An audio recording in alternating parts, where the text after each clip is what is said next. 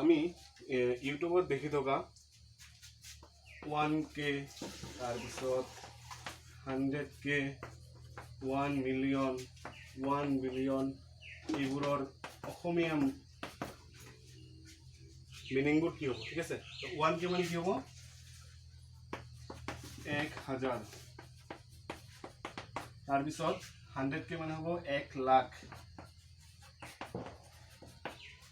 1 million হ'ব 2 লাখ আৰু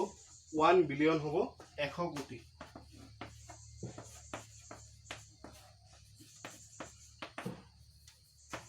সৰি 100 কোটি তো 1K মানে কিমান হ'ব 1000 তাৰপিছত 100K মানে কিমান হ'ব 1 লাখ আৰু 1 মিলিয়ন কিমান হ'ব 2 লাখ আৰু 1 বিলিয়ন মানে কিমান হ'ব 100 কোটি তো এইখিনি আছিল আজিৰ ভিডিঅ'